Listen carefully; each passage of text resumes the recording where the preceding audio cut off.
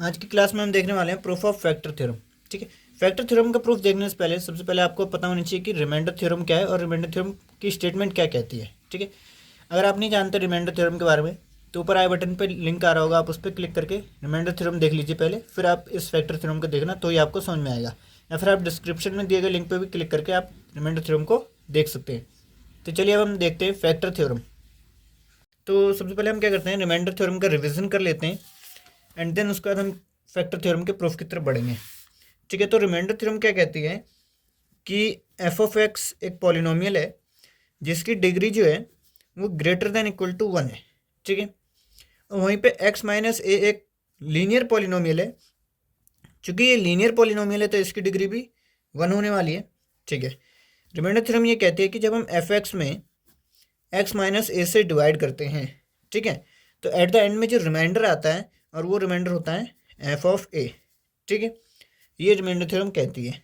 ठीक है जी, factor theorem क्या कहती है वो देख लेते हैं। फैक्टर थ्योरम कह रही है कि एफ एक्स एक पॉलिनोमियल है जिसकी डिग्री, ठीक है, ग्रेटर देन 1 या फिर इक्वल टू 1 है और ए नाम का कोई भी एक हमारे पास रियल नंबर है। ठीक है, फैक्टर थ्योरम में दो स्टेटमेंट हैं। अगर F of A equal to 0 होता है देन तो हमें ये प्रूफ करना है एक्स माइनस ए जो है वो एफ ऑफ एक्स का फैक्टर है। अगर क्या होता है X minus A F of X का फैक्टर है देन हमें ये प्रूफ करना है F of A equal to 0 होता है, यानी कि वाइस वर्सा है एक दूसरे के। ठीक है, तो पहला जो है वो देखते हैं।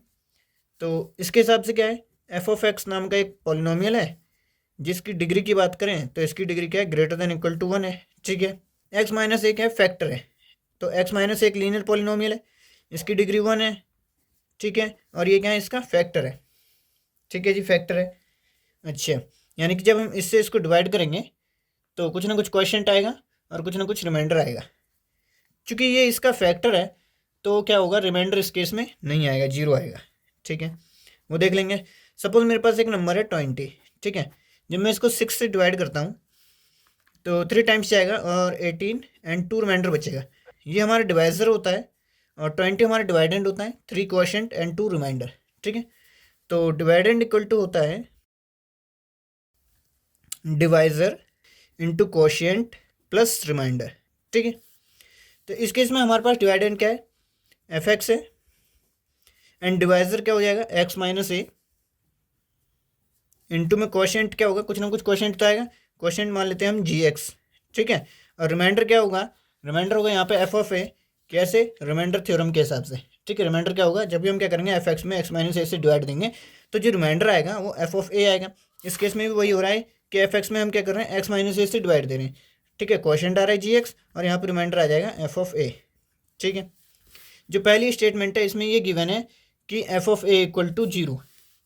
ठीक है, तो यहाँ पे हमें क्या करना है, X minus A into G x plus यहाँ पे 0 पुट कर देना है, तो ये आ जाएगा हमारे पास X minus A into G X.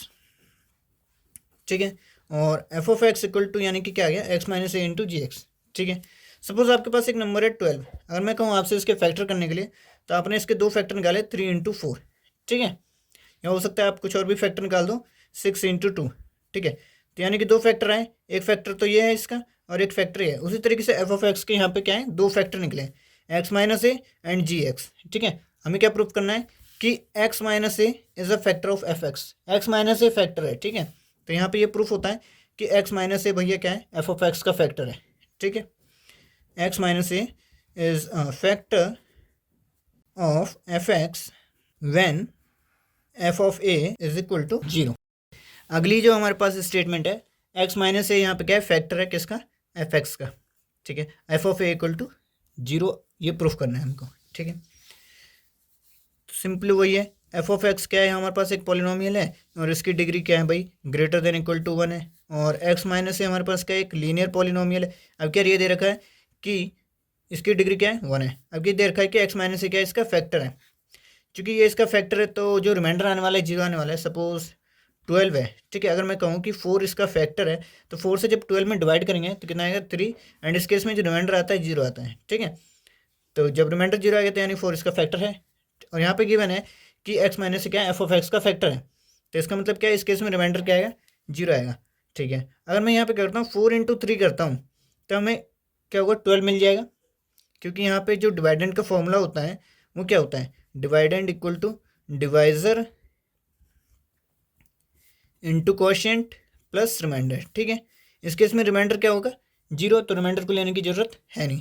ठीक है, तो यहाँ पे डिवाइजर क्या है हमारे पास, x minus A, and quotient कुछ ना कुछ तो आएगा ही, क्वोशिएंट मान लेते हैं gx। ठीक है, और जो डिवाइडेंड है हमारे पास जिसमें हम डिवाइड करेंगे वो क्या है, एफ ऑफ एक्स है।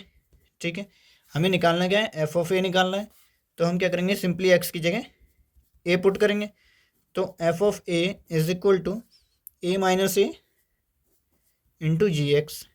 ठीक है, देन तो ए माइनस ए यानी कि 0, एंड जी एक्स को मल्टीप्लाई करेंगे तो पूरा क्या हो जाएगा, 0, तो F of A is equal to 0 आ गया। ये प्रूफ हो गया हमारा। ठीक है, तो हम स्टेटमेंट कह सकते हैं कि x minus A is factor of F X, then F of A is equal to 0।